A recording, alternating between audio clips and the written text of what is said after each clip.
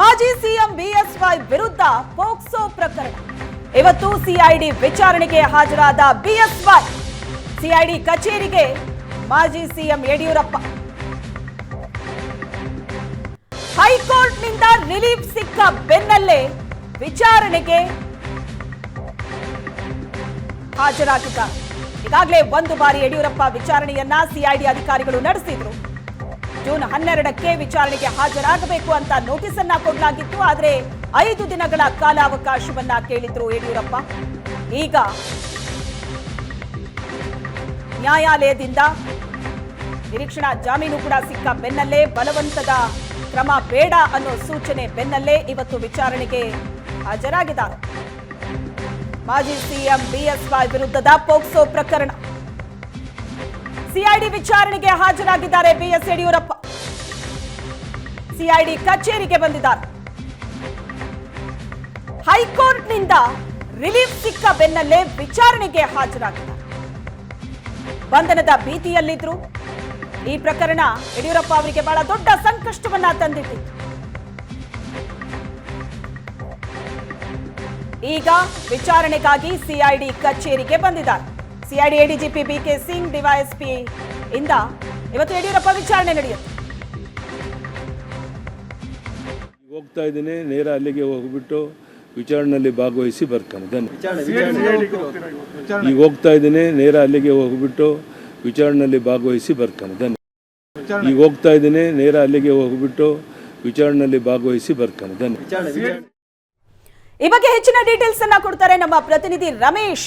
ನೇರ ಸಂಪರ್ಕದಲ್ಲಿದ್ದಾರೆ. ರಮೇಶ್, ಯಡಿಯೂರಪ್ಪ ಅವರ ಮಾತು ಈಗ ತಾನೇ ನಾವು ನೋಡ್ತಾ ಇದ್ವಿ. ಒಂದು ಕಾನ್ಫಿಡೆನ್ಸ್ ಇದೆ, ಬಂಧನದ ಭೀತಿ ಇತ್ತು, ಈ ಪ್ರಕರಣದಲ್ಲಿ ವಿಚಾರಣೆಗೆ ಹಾಜರಾದ್ರೆ ಏನಾಗ್ಬಿಡುತ್ತೋ ಅಂತ.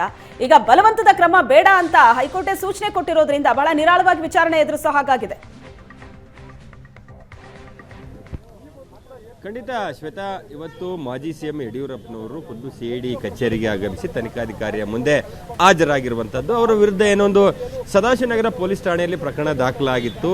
ಏನೋ ಒಂದು ಪೋಕ್ಸೋ ಆರೋಪವನ್ನು ಮಾಡಿ ಮಹಿಳೆ ತನ್ನ ಮಗಳ ಜೊತೆ ಅಂದ್ರೆ ಎಲ್ಲೇ ಒಂದು ಕಡೆ ಮಿಸ್ಬಿಹೇವ್ ಆಗಿದೆ ಅನ್ನೋ ನಿಟ್ಟಿನಲ್ಲಿ ಒಂದು ಪ್ರಕರಣವನ್ನು ಕೊಟ್ಟಿದ್ರು. ಅದಾದ ನಂತರ ಆ ಪ್ರಕರಣ ಸಿಐಡಿಗೆ ವರ್ಗಾವಣೆ ಆಯಿತು. ಸಿಐಡಿಗೆ ವರ್ಗಾವಣೆಯಾಗಿ ತನಿಖಾಧಿಕಾರಿಗಳು ನೋಟಿಸ್ ಅನ್ನ ಕೊಟ್ಟಂತ ಸಂದರ್ಭದಲ್ಲಿ ಮಾರ್ಚ್ 28ನೇ ತಾರೀಕು ನೋಟಿಸ್ ಕೊಟ್ಟಂತ ಸಂದರ್ಭದಲ್ಲಿ ಅವರು ಏಪ್ರಿಲ್ 12ಕ್ಕೆ ವಿಚಾರಣೆಗೆ ಹಾಜರಾಗಿದ್ರು. ಅದಾದ ನಂತರ ಈ ತಿಂಗಳು 11ನೇ ತಾರೀಕು ಒಂದು ವಿಚಾರಣೆಯನ್ನ ಅಂದ್ರೆ ವಿಚಾರಣೆಗೆ ಬರಬೇಕಂತ ನೋಟಿಸ್ ಅನ್ನು ಕೊಟ್ಟು 12ಕ್ಕೆ ಬರಬೇಕು ಅನ್ನುವಂಥದ್ದು. ಮತ್ತೆ 12ಕ್ಕೆ ಅವರು ಕೆಲಸ ನಿಮಿತ್ತ ಬರ್ಲಿಕ್ಕೆ ಸಾಧ್ಯ ಇಲ್ಲ ಅಂತ ಹೇಳಿದ ಸಂದರ್ಭದಲ್ಲಿ ಅವರು ಪೋಕ್ಸೋ ಫಾಸ್ಟ್ ಟ್ರ್ಯಾಕ್ ಕೋರ್ಟ್ಗೆ ಹೋಗಿ NBW ತೆಗೆದುಕೊಳ್ಳುವಂತ ಪ್ರಯತ್ನಗಳೇನಾಯಿತು.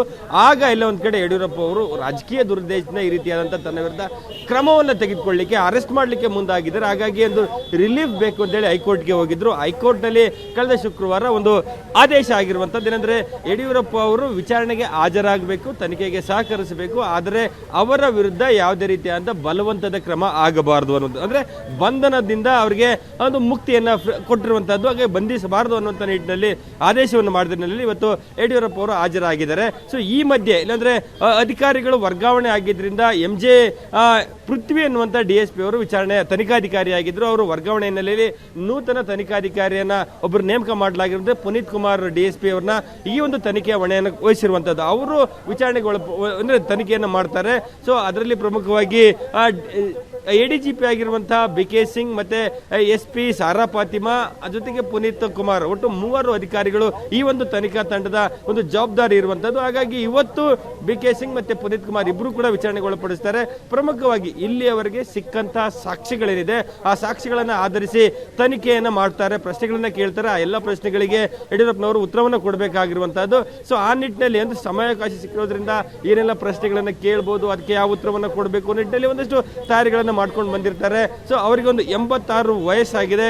ಸೊ ಇಂತಹ ಸಂದರ್ಭದಲ್ಲಿ ಕೆಲವೊಂದಷ್ಟು ಕೇಳುವಂತ ಪ್ರಶ್ನೆಗಳಿಗೆ ಅವರು ಉತ್ತರಿಸಿ ಇನ್ನೊಂದಷ್ಟು ಪ್ರಶ್ನೆಗಳಿಗೆ ಉತ್ತರವನ್ನು ಕೊಡ್ತೇನೆ ಅಂತೇಳಿ ಸಮಯಾವಕಾಶವನ್ನು ಕೇಳುವಂತ ಸಾಧ್ಯತೆಗಳು ಕೂಡ ಇರುವಂತದ್ದು. ಹಾಗಾಗಿ ಇವತ್ತಿನ ವಿಚಾರಣೆ ಇದೆ ಒಂದ್ ರೀತಿ ನಿರಾಳವಾಗಿ ಯಡಿಯೂರಪ್ಪನವರು ತನಿಖಾಧಿಕಾರಿಯ ಮುಂದೆ ಹಾಜರಾಗಿದ್ದಾರೆ. ಯಾಕೆಂದ್ರೆ ಅವ್ರಿಗೊಂದು ಲೀಗಲ್ ಪ್ರೊಟೆಕ್ಷನ್ ಇದೆ. ಹೈಕೋರ್ಟ್ ಏನೋ ಒಂದು ಅವರಿಗೆ ಅವರ ವಿರುದ್ಧ ಬಲವಂತದ ಕ್ರಮ ಆಗಬಾರ್ದು, ಕೋರ್ಸಿವ್ ಆಕ್ಷನ್ ತೆಗೆದುಕೊಳ್ಬಾರ್ದು ಅನ್ನೋ ಡೈರೆಕ್ಷನ್ಸ್ ಏನು ಹೈಕೋರ್ಟ್ ಸದಸ್ಯ ಪೀಠ ನೀಡಿತ್ತು. ಆ ಒಂದು ನೆಲೆ ಇವತ್ತು ವಿಚಾರಣೆಗೆ ಹಾಜರಾಗ್ತಾರೆ. ಅವರು ಎಷ್ಟೇ ಹೊತ್ತು ವಿಚಾರಣೆಯನ್ನು ಮಾಡಿದ್ರು, ಯಾವುದೇ ಪ್ರಶ್ನೆಗಳನ್ನು ಕೇಳಿದ್ರು ಯಡಿಯೂರಪ್ಪನ ಉತ್ತರಿಸಿ ಹೊರಗಡೆ ಬರ್ತೇವೆ ಅನ್ನೋ ಒಂದು ಕಾನ್ಫಿಡೆನ್ಸ್ ಇರೋದ್ರಿಂದ ಇವತ್ತು ವಿಚಾರಣೆಗೆ ಹಾಜರಾಗಿದ್ದಾರೆ. ಇನ್ನೇನು ಕೆಲವು ಹೊತ್ತಿನಲ್ಲಿ DSP ಪುನೀತ್ ಕುಮಾರ್ ಜೊತೆಗೆ ADGP ಆಗಿರುವಂತಹ BK ಸಿಂಗ್ ಅವರ ನೇತೃತ್ವದಲ್ಲಿ ಒಂದು ವಿಚಾರಣೆ ಆರಂಭ ಆಗುತ್ತೆ. ಒಂದಷ್ಟು ವಿಚಾರಣೆ ಆದ ನಂತರ ಏನೆಲ್ಲ ಪ್ರಶ್ನೆಗಳನ್ನು ಕೇಳಿದ್ರು, ಜೊತೆಗೆ ಯಡಿಯೂರಪ್ಪನವರ ಉತ್ತರ ಹೇಗಿತ್ತು ಅನ್ನುವಂತಹ ಮಾಹಿತಿಗಳು ನಮಗೆ ಸಿಗಬೇಕಾಗಿರುವಂತಹದ್ದು.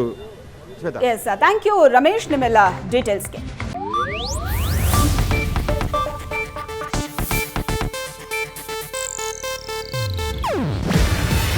ಇದು ಏಷ್ಯಾನೆಟ್ ನ್ಯೂಸ್ ನೆಟ್ವರ್ಕ್ ಪ್ರಸ್ತುತಿ. ನೀವು ನೋಡ್ತಿದ್ದೀರಾ ಏಷ್ಯಾನೆಟ್ ಸುವರ್ಣ ನ್ಯೂಸ್.